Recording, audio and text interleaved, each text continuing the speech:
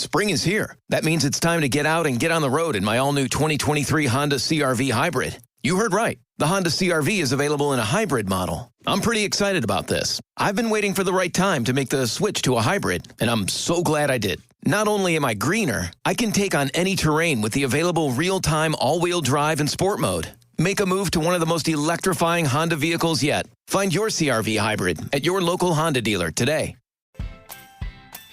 This podcast of the Gamecock Central Takeover Hour presented by Firehouse Subs is sponsored by AAA Heating and Air. The premier HVAC company in the Midlands is growing. Are you a top HVAC technician? AAA Heating and Air is looking for dedicated applicants to fill their fast-growing service department with top-notch HVAC technicians. If you're the best, then they want you. If you're ready to stop working and start a career, you can earn up to $100,000 plus a year at AAA Heating and Air. Quality candidates will have at least 2 years experience and a good driving record. Benefits include top industry salaries, commission on service and unit sales, set call limits, company-provided take-home vehicle and gas card, company-provided cell phone and tablet, health, dental, and vision benefits, 401k retirement plan with company match, and scaled PTO based on length of service. Contact Roy and Dana Finley at 803-677-1500 or check out their job postings on Facebook or ZipRecruiter. AAA Air when you need us. AAA Heating and Air.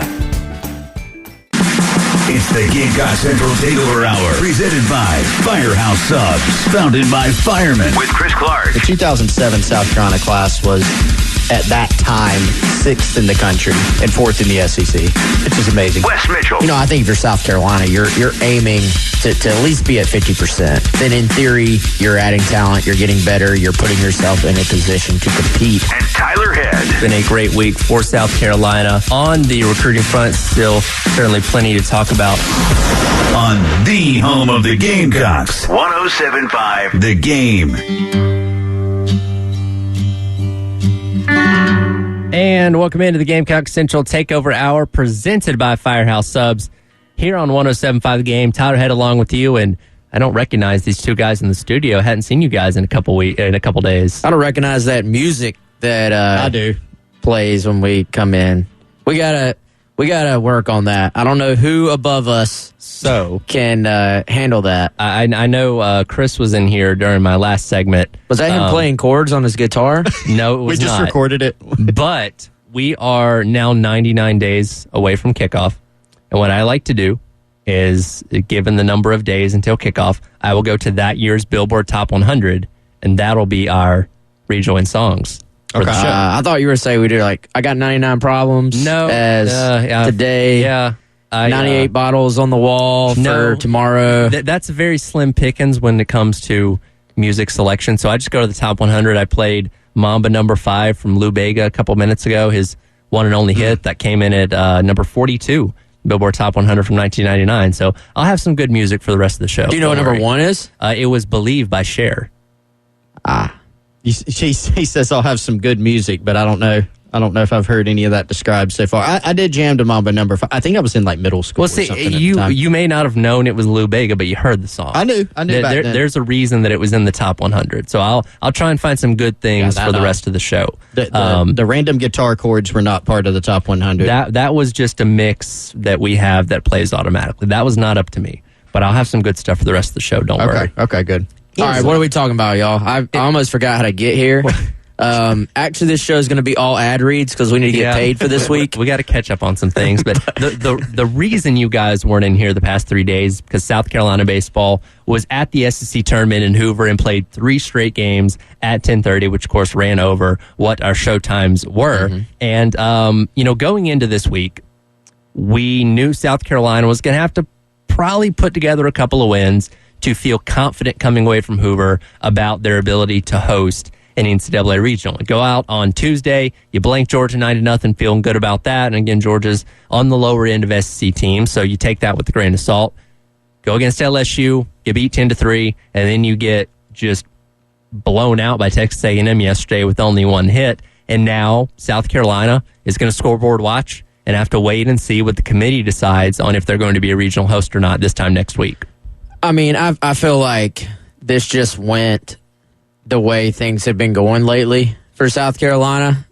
And even rather than just lose the first one, or go on a run and make it like just set where, if they just lost the first one, as much as their resume probably points to being a top 16, they were probably out at that point. And then, going into yesterday's game, D1 baseball, which is sort of the authority on this stuff now. Not that they are going to get it 100% right, but they give you a good idea. And you can the fact that they're the people that get mentioned on the SEC Network broadcast, like that site and just the brand they have now and the respect that they have in the business has grown tremendously the last 4 or 5 years. Well, so you go into that game, the third game, and that morning, I think while South Carolina's playing, they put out their projections, and it's South Carolina is in. Barely. So, I sort of took that to mean, all right, if Carolina takes care of business today, they're like 95% in, and then it doesn't matter what you do moving forward. And then, of course, what happens? Not only do they lose, but the bats just do not wake up for the entire 3.5 hours. And so now you're sitting there in this same spot with Carolina probably right on the edge. And it probably is wholly dependent at this point on what do other schools do to either bump ahead of you or bump behind you. And here we are. You sit and you wait. It was right there. Win one game, probably into the top 16. But instead, we're talking about what we've been talking about for the last week.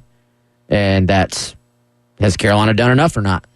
Yeah, it of course, it kind of figured to land this way, right? Where it can't be, like you said, one or the other. It's kind of this in-between, this waiting game. Mark Kingston at his post-game press conference didn't really want to advocate one way or another. He didn't want to make this big case as to why South Carolina should get in over, a team from the Pac-12, a team from the Big 12. He didn't really want to do that. But he made some good points, right? He made some good points in that, the Gamecocks, when you're looking at the entire picture, they did enough most years to get in, right? And college baseball, I was thinking about this on the way here, it's different. When I say get in, I mean into the top 16, obviously, to host a regional. College baseball is a lot more similar to college basketball than college football in terms of postseason play, right? We are going to expand the college football playoff, but generally, there's about 4 to 5, maybe 6 teams that consensus you can look at and say these should be the top 4 teams, right? And those are the only ones getting into the playoff. Every year, or not every year, some years there's a team where you go, well, that team should have gotten in over this one. But even the separation between number 1 and number 4 is pretty big most years. There's normally a team or two that you feel like can win it in college football. And so for the committee for the college football playoff, their job's easier. You want to make sure that you don't leave out that one team, right? College basketball, college baseball. The season's a lot longer from the standpoint of you just have so many more games. It's not like college football. If you lose 25% of your games, you're not playing for a championship. Right. Unless something absolutely insane happens.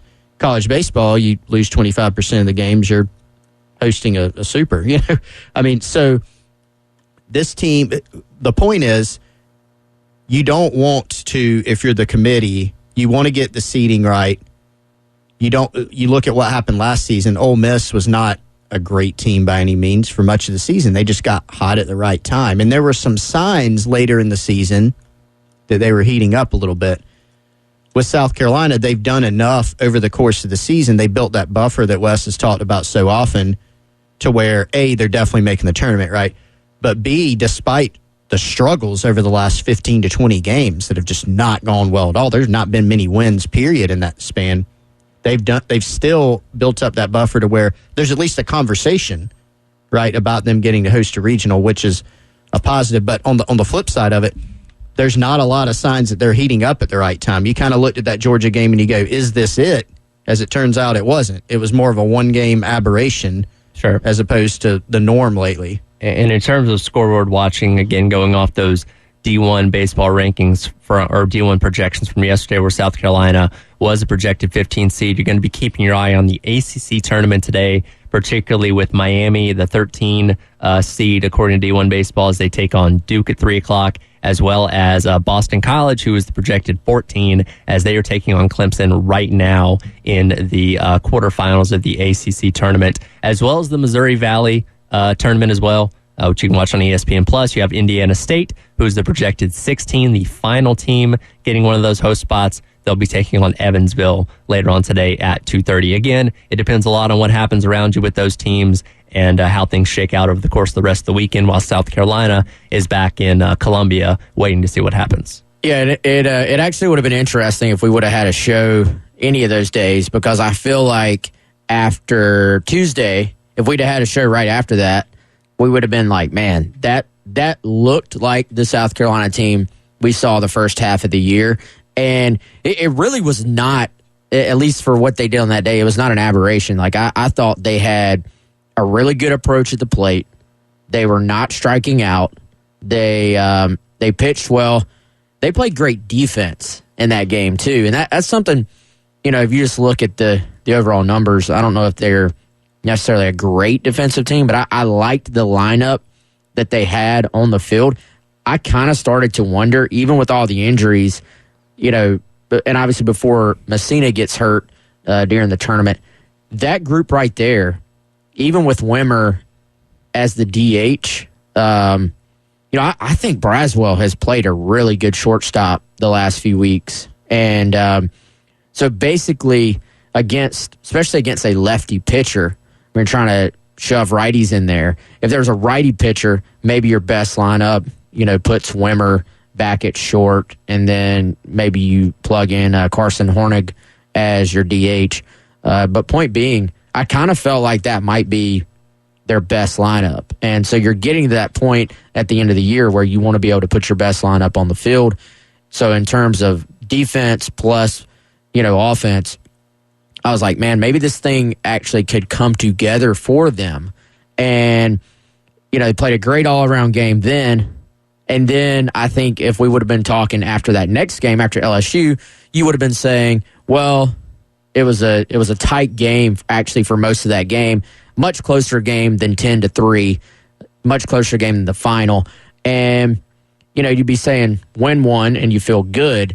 And then here we are after watching the totality of the 3 games, and you're saying, once again, you take 3 games against SEC competition, you only won one of them, and you really didn't feel that good overall about the 2 that you lost. So what was the biggest difference between, so on one hand, you got the Georgia game on Tuesday, you win 9-0. You look great. Yeah, just top to bottom, really, really good performance. Hitting approach, pitching, defense. And then 2 days later, you're playing A&M and you get blanked 5-0, right? You have an opportunity later in that game, you're down. You got the bases loaded with 2 outs. You strike out, I think looked at a couple pitches, and just can't get anything going. And you really struggle striking out towards the end of that game, too. So what is the difference? Like, it's been kind of hard lately to figure out what the identity of this team is. Lately, it's been much more of they've had a lot of competitive games, even in the ones that they've lost in the last 15, 20 games. But the identity has been a lot more of what we saw against A&M than what we saw against Georgia. Is that fair? Yeah, and I think the difference was just the pitching from your opponent. And yeah, I feel like earlier in the year, Carolina, even when they were facing pretty elite pitching at times, they were still putting together good at-bats and, just kind of battling up there. Like they were built around the home run ball, but I don't think that's all they were. And now, I didn't think Georgia pitched that well in that game against South Carolina, and they made them pay. They put the ball in play. They did have some dribblers, in the infield that went their way, but then, the big hit is Trippett does an outstanding job of shooting the ball into the gap. I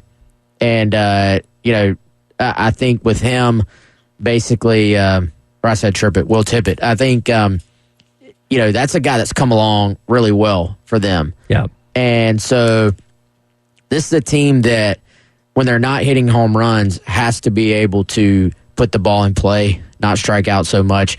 They were taking a lot of walks and even getting hit a ton early in the year, which was leading to offensive opportunities for them with runners on base. And I don't know if that's necessarily been happening at as high of a clip. It's the Gamecock Central Takeover Hour. Presented by Firehouse Subs. Founded by firemen with Chris Clark, Wes Mitchell, and Tyler Head on your home of the Gamecocks. 107.5 The Game. I think if you look at the full picture, if you look at everything in totality, yes, absolutely. If I had watched us over the last few weeks, I would say, yeah, I understand why there are concerns. So I'm not going to stand up here and bang the table for why I think we should be a host. I think the numbers speak for themselves very loudly. If all the games matter, if a game in March is important as a game in April, is important in May, then yes, it's pretty clear the metrics scream that we should be a host. If we're not, I think that's a penalty to the SEC, and it's a penalty to us for saying that there's too many teams that are good enough to host in the league, and we're not going to reward all the teams that have earned it. If that's the case, then I think that's a topic for another day. And welcome back into the Gamecock Central Takeover Hour presented by Firehouse Subs. Tyler, Wes, and Chris along with you. That was voice of Coach Kingston yesterday after the loss to Texas A&M, making his case for why he believes South Carolina should be hosting a regional this time next week. And look, as the head coach of the team, he said exactly what you would expect him to say. He's not going to say, well, I think we're terrible and somebody else should be hosting. We should go on the road to whatever school. He's going to make the case that South Carolina should be hosting. Unfortunately, it's not in their hands at this point in time. Again, they're going to be scoreboard watching and waiting to see what shakes out over the course of conference tournament weekend and seeing what the selection committee ultimately decides. I posed this question to Colin Taylor earlier on in the morning. How far does South Carolina have to go for this season to be seen as a success, especially considering how good they were looking a little over a month ago? I mean, I think you need to get out of a regional, right?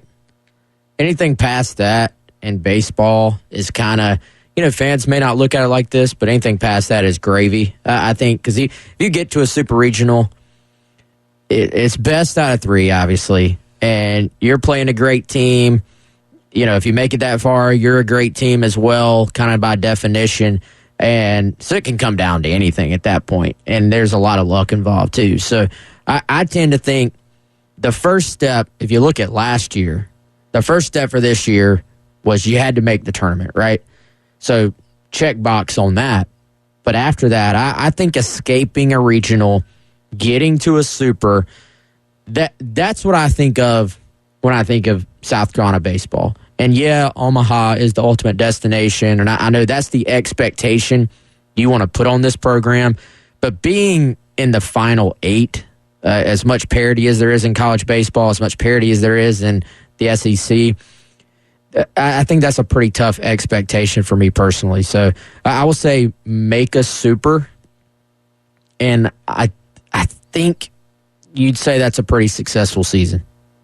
Yeah, I mean, you look at Ray Tanner set the bar so high at South Carolina that now it's almost like, and South Carolina hasn't been to Omaha in quite a while, right? But fans still look at that as the ultimate measure. I think with how you I think fans are almost going to look at it in light of how well this team was playing earlier this year. I mean, I think I've told several people this, like I watched this team play earlier in the year, and it wasn't just a series. It wasn't just 2 SEC series. It was a prolonged amount of time where you watched this team and how well they were pitching, hitting, playing defense.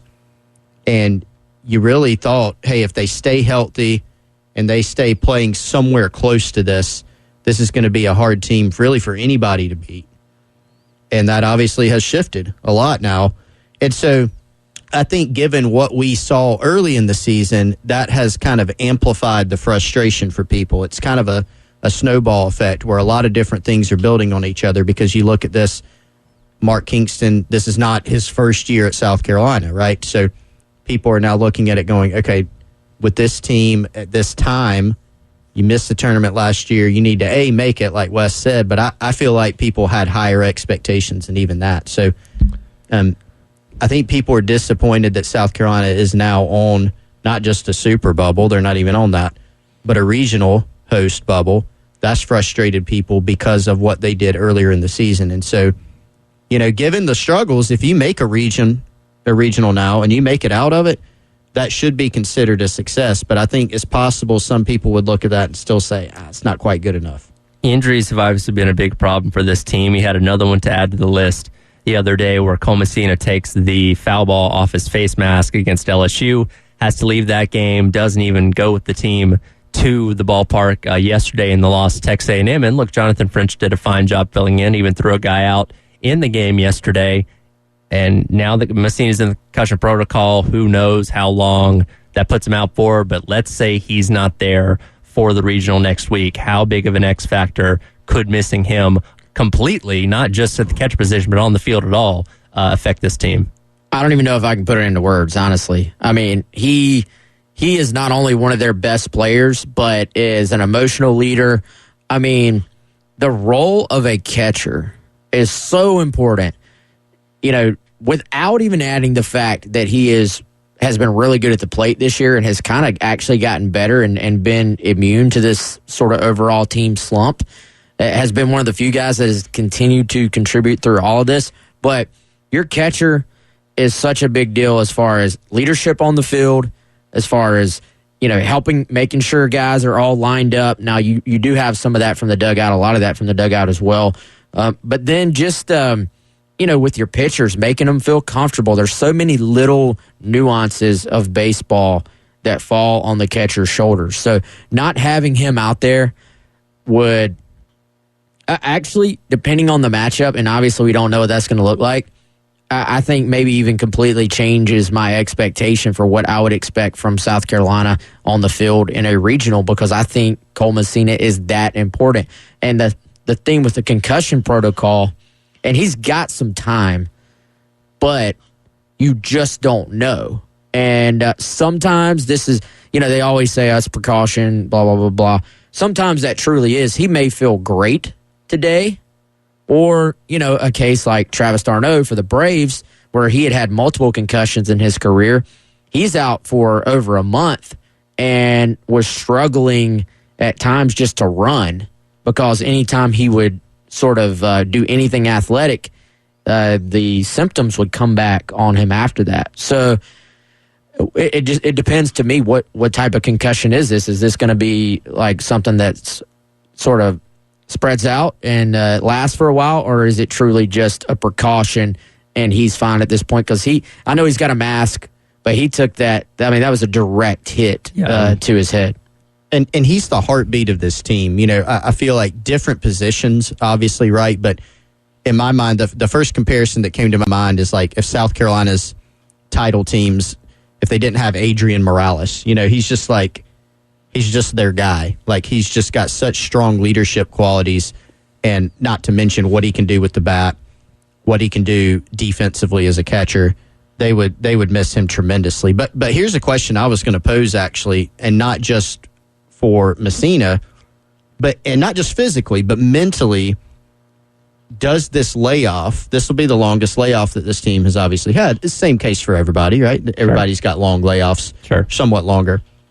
But does it help this team? We're all kind of, right now, you're at the straw grasping phase of things, right? If you're South Carolina, you try to say, okay, well, what about that Georgia game on Tuesday? Or maybe they can still squeak into a regional. You're kind of grasping at things. And so is that one? Can this layoff somehow or another, did they need this so badly that it could help how this team plays in the tournament? And, Kingston answered that question of, we're just going to get to work over the course of the next week, and he's not going to give you any insider secrets by any means, but the hope is over these next couple of days they figure out the problems, and whoever they're playing in the regional, whether it's a host or going on the road, they match up well and they're able to get some wins.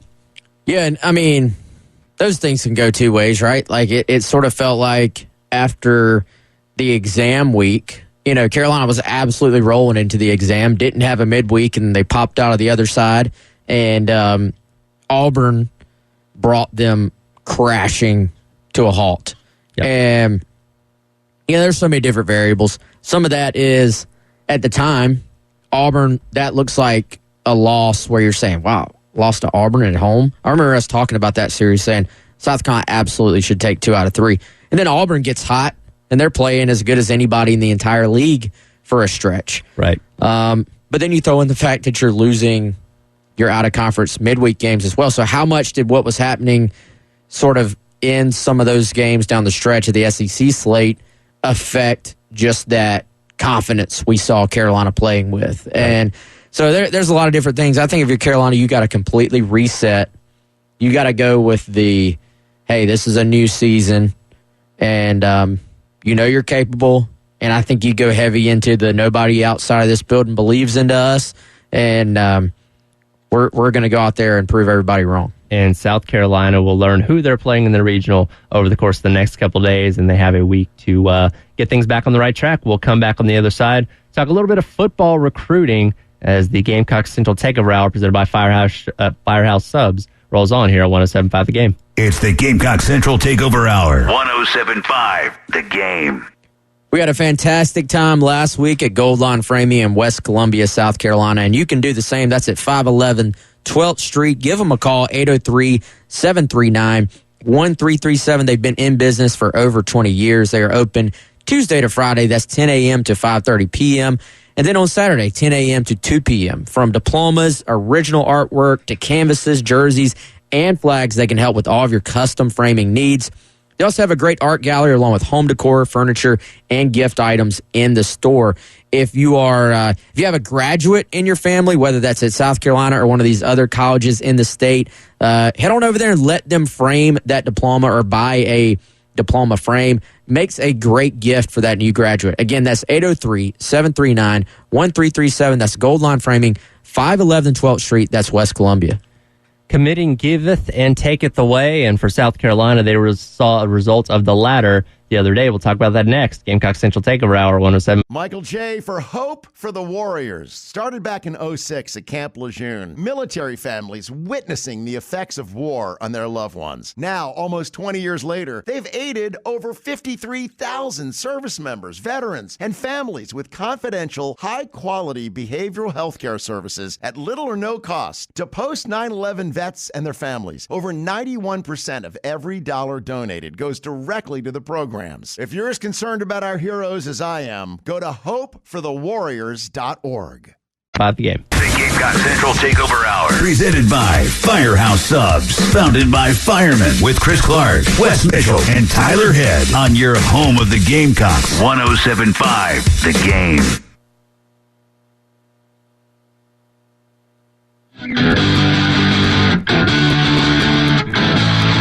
All right, and welcome back into the Gamecock Central Takeover Hour, presented by Firehouse Subs here on 107.5 The Game. Tyler Head, Chris Clark, and Wes Mitchell along with you.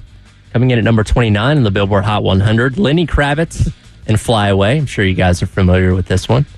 By the way, I've gotten this question several times on the Firehouse Subs text line, 803-404-6100. What are you going to do when it gets down to 20 days and 30 days? Are you going to play the top 100 from 1930? No, I will just take song number 30 from various years on the Billboard Top 100 and play those. I've thought this through, guys. Don't worry. Is this a new thing this year, or you've done this in the I've past? done this for years. This is my first time doing it here. Dig it. But it adds some variety, and I know you guys don't love some of the musical selections that we have that bring us back into the show, so this is our way of mixing it up a little bit. Yeah, no, I appreciate it. Wes and I have been on the verge of a walkout if we don't get the music changed, so this is good. Didn't realize it was getting that serious. It's that serious. Anyway, Wes just informed me that Colin Taylor, who was just in here literally an hour and a half ago, has given us some updated rankings from D1 as far as the projection for the hosting goes. Yeah, and it's not good. Not good for the Gamecocks. So, Colin, if you want to go read this, it's on Gamecock Central. He's got posted the latest projections from D1 Baseball and from Baseball America. Again, D1 Baseball is sort of, in my opinion, the authority on this stuff at this point. But they have South Carolina now as a 2 seed. Baseball America does still have South Carolina as a top 16 as a host. But D1 Baseball, again, does not. And the Gamecocks' reward for being a 2 seed, traveling to Boston College. So, yeah. Wow. Yikes. Well, That is probably a better outcome. I think Gamecock fans' biggest fear has been getting sent to newfound top 8 seed Clemson and getting sent home from Clemson. I saw a while back there's a projection of going down to, was it Coastal? It was Coastal last week. Last week. That was last week, though. So, I don't know. People would probably rather, not go to Boston College, but it's probably a better outcome than Clemson, I would think. I mean, is Boston College good? If they... Yeah. I don't know. Can't say I've watched much Boston College baseball this year. Well, Boston College and Clemson are actually playing right now in the ACC tournament, so that's a very significant game when it comes to what's going to happen with South Carolina. I'm trying to get an updated score on that. Boston College this year, 35-17 overall, 16-14 in the conference. South Carolina's resume is going to be better than probably like 5 or 6 teams that host ahead of them. This is a top. That's a top 8 seed. No, top 16 top seed. 16 seed. Okay, I was about to say. For reference, Clemson currently leads BC 4-0 in the third inning in the ACC tournament. That is their quarterfinals. I didn't know if they had Boston College in their top 8 projections also. No, they're 14, Oklahoma State 15, 14. Indiana State 16. That's pretty high though, right? For a 16-14 ACC team. Now the ACC is pretty good in baseball. Well, I think this is ultimately going to come down to the committee. Is it the best 16 teams right now, or is it the best 16 resumes? That's the question. That's the same conversation we have every year with the college football playoffs. Is it the best 4 teams or the most deserving 4 teams? And there's a difference. There is. So what's the answer? I mean, South Carolina, without a shadow of a doubt, has a top 16 resume. Sure. Yeah, easily. And did y'all notice Mark Kingston did kind of walk the line, though? He's like, I'm not going to sit here and pound the table, but... and then he threw out a couple little points. I think he didn't want another quote going out of him making a case, and then the fans being like, "Oh, why don't you make the case on the field?" Because that's people. We're at the point where nothing he says is good enough for the fan base right now. You don't want to make it sound like the only way we can win if we host a regional. You want to say, what is the Ed Orgeron quote? We'll go play anyone in a gravel parking lot somewhere. Just tell us the time and place. Like, you want to give off the idea that we can be anybody, anywhere, anytime, whether we're hosting or not. Yeah, so he didn't want another quote going out. But, I mean, resume speaks for itself. I certainly get why. Carolina's played their way out of this. If they don't get a top 16, you can't really blame anyone.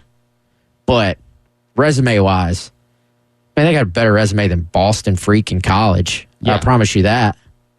Boston College number 14, you said. I was worried they were giving, something you said led me to believe that they had given, projecting Boston College as a top 8 seed, and I was about to lose my mind.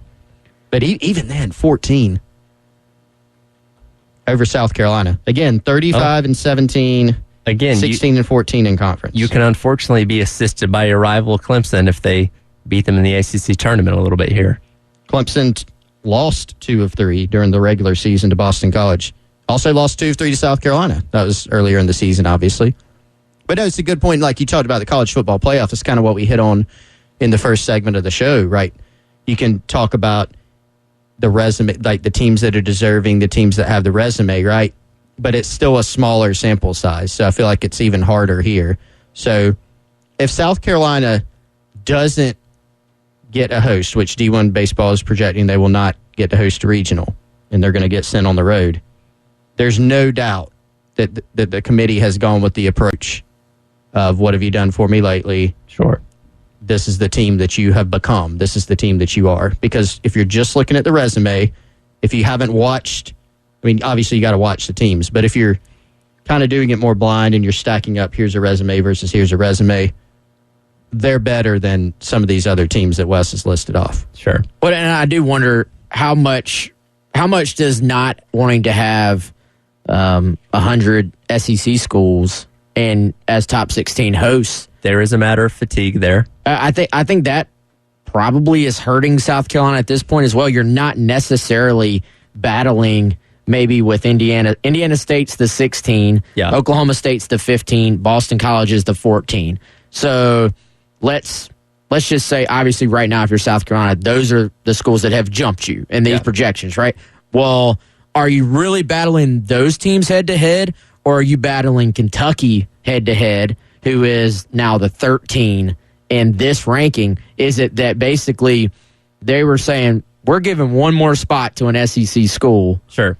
And right now, Kentucky has 3 wins over South Carolina. So if it's tight enough between those two in a resume standpoint, you maybe lean to Kentucky swept South Carolina. And we'll probably never find that out, right? Yeah. Nobody from the committee is going to come out and say, we like South Carolina. They should have been in. We just had a few too many SEC teams, right? I mean, Mark Kingston talked about that the other day. And again, unfortunately, South Carolina's in a position where they have to wait and see what their future is going to be over the course of these next couple of days. Hit one more time out, come back and wrap up today's edition of the Gamecock Central Takeover Hour presented by Firehouse Subs, talking a little recruiting here on 107.5 The Game. It's the Gamecock Central Takeover Hour. 107.5 The Game. All across the country, drivers are reaping the rewards of safer driving. With the updated Drive Safe and Save app from State Farm, it has lots of cool dynamic new features like interactive maps and driving tips, and they make the pursuit of your discount on your auto insurance even easier. You can earn up to 30% by downloading the Drive Safe and Save app from State Farm. Now, if you have more questions about that, if you want to get started, you can call up our friend Amy Mason Cup. Amy Mason Cup State Farm, right down the road off I-26 at 612 St. Andrews Road, Suite 4. When my family was looking to switch and save on our insurance, we called Amy Mason Cup State Farm. Her knowledgeable and experienced and responsive team helped us out. Whatever your insurance needs are, she and State Farm can give you a personalized quote to help get you covered and also tell you about the Drive, Save, and Safe app, again, so you can save on your auto insurance. Call Amy, 803-772-5554, or visit her website, amymasoncup.com. Again, that's 803-772-5554 or amymasoncup.com. Like a good neighbor, State Farm is there. South Carolina has lost a commitment for the 2024 class. Talk about it next. Gamecock Central Takeover Hour on 107.5. Join us at Mervis Diamond this weekend for our very special Viraggio engagement and wedding ring show, combined with our famous Mermaid lab-grown diamond show. Our full Viraggio bridal collection will be on view. It's your chance to customize your ring your way. Mermaid lab-grown diamonds are the finest you can get. The quality is amazing, and the value will blow you away. Now you can flash a huge rock, twice the size of what you would have expected, in a gorgeous Viraggio ring at a very affordable price. Love can strike at any time. Celebrate with a Mermaid diamond in a Viraggio ring. What's more, with Mervis financing, you can get all of this for less than $200 a month with zero interest for up to 5 years. Select your ideal Viraggio ring and Mermaid lab-grown diamonds from the largest selection anywhere in the entire metro area. Only this weekend and only at Mervis. Don't miss the special savings offer. Mervis Diamond Importers. Register at mervisdiamond.com or call 1-800-HER-LOVE. At the game. It's the Gamecock Central Takeover Hour. Presented by Firehouse Subs. Founded by firemen with Chris Clark, Wes Mitchell, and Tyler Head on your home of the Gamecocks. 107.5 The Game. Tyler, Wes, and Chris along with you on this Friday with number 17 on the Billboard Hot 100. Smash Mouth from All-Star. 1999, yes, All-Star by Smash Mouth. I feel like this made its way into just about every single movie in the early 2000s. I think maybe Shrek is the most notable one. I will say this. Smash Mouth took a complete turn into the pop side of things. Have y'all ever heard a Smash Mouth CD like before this song? I can't say that I have. They were like, I don't know what you. They were like grunge. I feel like they were completely different. Then they sold out and went pop. But they made their money on this one. And their first, you know what their first hit was? I do not. Walking on the Sun. You might as well be walking on the sun. That was a great song. That was a great song. That was That was a couple of years before All-Star, I think. I have to go back and listen to some of their earlier stuff. The earlier catalog. Do you remember that song now, Tyler? I know what you're talking. Yeah. I didn't realize that was them, honestly. Yeah. You might as well be walking on the sun. Wow. Can you do a line or two, Wes? Remind Tyler. I'm going to pass on Tyler's the karaoke master. Hard pass. Hard pass. Not a master by any means. I'll sing this if you give me a couple drinks.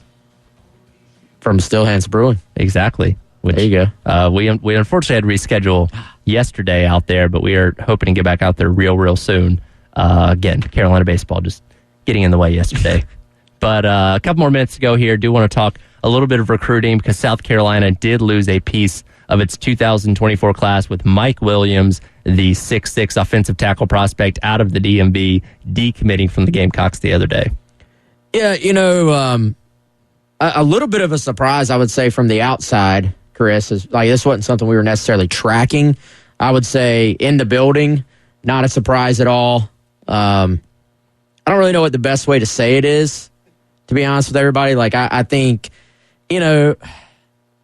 sometimes there's just a breakup, and sometimes there's kind of a mutual breakup, and I think that's kind of yes, that's a good way to put it. Kind of what happened here, and to kind of back up. I mean, Carolina's got obviously one of the best offensive line recruiting classes in the country, and that remains the case, right? The goal for South Carolina was you had an abnormally, actually, strong offensive line class for the 2024 cycle with Cam Pringle, Josiah Thompson, and Blake Franks. And so if you're South Carolina, your goal was get all those guys, or as many as possible, and then go find another out-of-state guy or two. And so they accomplished the goal with the in-state guys. I was honestly a little surprised, Wes, when I knew they were in the game for Mike Williams, but we all thought, I think, that he would take his summer official visits, including to South Carolina, and then decide. But instead, he made an earlier commitment. But there were a couple signs, I think, he was talking about still going and making some other official visits this summer. But, I think, look, South Carolina's staff continued to track his off-season progress. They continued the conversations. And sometimes when those things happen, even if a guy makes an early commitment, you just end up parting ways. And so the good news is there's some other candidates out there. We don't know who yet. The first question is always, well, who else can they sign to kind of replace him? I don't think we really know that yet as far as that one guy, the two guys, but they're still in good shape overall in the offensive line. Well, I think, with the three they have committed as well, man, I mean, they were always going to be a little bit selective, I think, with that fourth spot. To the extent, like, I do think you probably do want to take a fourth, but it's not necessarily a situation where you even have to. If it's not the guy you really want, maybe you sort of fill that spot with an older guy, be a JUCO or transfer ultimately down the road. I mean, you have options there. I think you really just feel good about your three, your in-state guys that you have. And they've actually, I know not everybody sort of goes ahead and pays attention to underclassmen recruiting, but they are off to a phenomenal start with the 2025 class in terms of getting guys on campus. I mean, during the spring, they must have had 10, maybe more, top 2025 offensive line prospects on campus already. So I think you'll see that moving forward. You'll kind of see that starting to pay off. Like a year from now, we're going to be talking about Carolina has landed this guy or is about to land that guy, and we're going to point back to this conversation. We're going to be like, hey, remember how we told you last spring they were building the foundation for another top 2025 recruiting class? That will be the case moving forward. So I think O-line recruiting for 23, 24, and then 25 is, I think, the least of anyone's concerns. Hey, that'll do it for today's edition of the Gamecock Central Takeover Hour presented by Firehouse Subs. Not going to have a show on Monday because of Memorial Day, so we'll be back on Tuesday. We'll know who South Carolina's regional assignment is by then and have plenty more recruiting to talk about as well. So for Wes Chris, I'm Tyler. Halftime show coming up next with Jay on 107.5 The Game. Spring is here. That means it's time to get out and get on the road in my all-new 2023 Honda CR-V Hybrid. You heard right. The Honda CR-V is available in a hybrid model. I'm pretty excited about this. I've been waiting for the right time to make the switch to a hybrid, and I'm so glad I did. Not only am I greener, I can take on any terrain with the available real-time all-wheel drive and sport mode. Make a move to one of the most electrifying Honda vehicles yet. Find your CR-V hybrid at your local Honda dealer today.